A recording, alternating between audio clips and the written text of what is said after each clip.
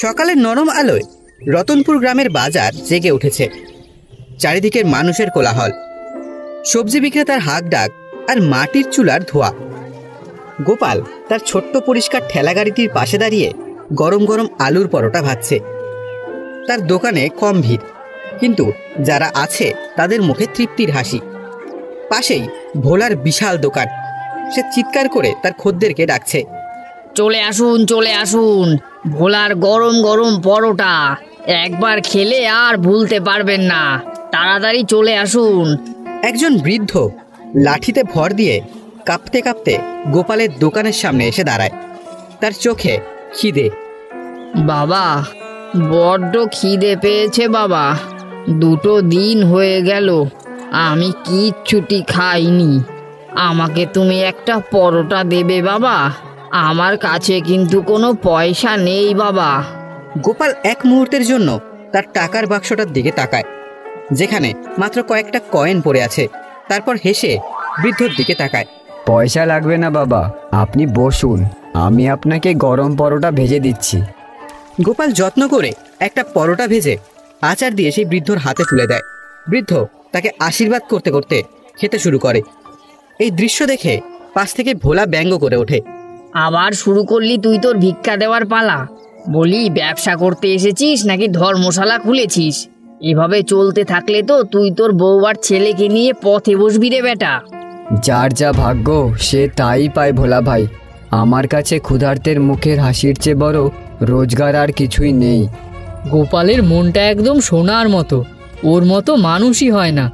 এই ছিল গোপাল। তার সততা আর দয়ার জন্য গ্রামের সকলেই তাকে শ্রদ্ধা করত, কিন্তু এতে তার দরিদ্রতা ঘুচত না। তার স্ত্রী লক্ষ্মীও স্বামীর এই স্বভাব নিয়ে চিন্তায় থাকত।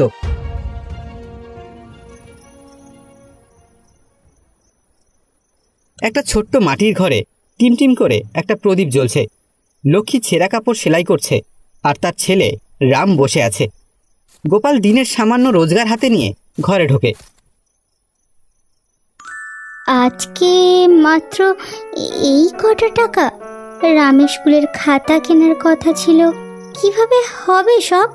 কি করব বলো, আজকেও কয়েকজন গরিব লোক এসেছিল, তাদের না খাইয়ে ফেরাতে পারলাম না। আমি জানি তোমার মনটা না খুব বড়, কিন্তু শুধু বড় মন দিয়ে তো আর সংসার চলবে না বলো। ছেলেটার ভবিষ্যৎ আছে, আমাদেরও তো পেট আছে। তুমি তুমি নিজের কথা না ভাবো, অন্তত আমাদের কথা তো ভাবো। বাবা, আমার খাতাটা না শেষ হয়ে গেছে, আর মাস্টার মশাইও আমাকে অনেক কাজ দিয়েছে, আমি তো কাজগুলো করতে পারছি না। গোপাল তার ছেলের মাথায় হাত বুলিয়ে দেয়। তার চোখ দুটো অসহায়ত্বে ভরে ওঠে। সে কোনো উত্তর দিতে পারে না। হে ভগবান, আমি তো কোনো অন্যায় করছি না, তবে কেন আমার পরিবারকে এত কষ্ট দিচ্ছ? একটা উপায় বাতলে দাও প্রভু।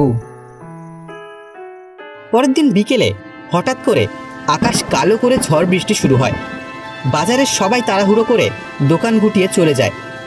সে তাড়াহুড়ো করে সব গোছাচ্ছে। এমন সময় সে দেখে ঝড় বৃষ্টির মধ্যে এক বৃদ্ধ সাধু বাবা গাছের নিচে কাঁপছেন।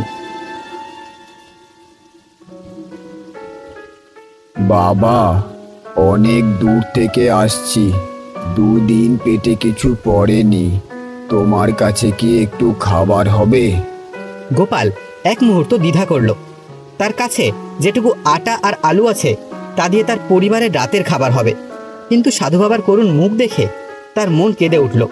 সে ভাবল, আমার পরিবার না হয় আজ রাতে আধ পেটা খেয়ে থাকবে, কিন্তু এই অতিথিকে আমি ফেরাতে পারবো না।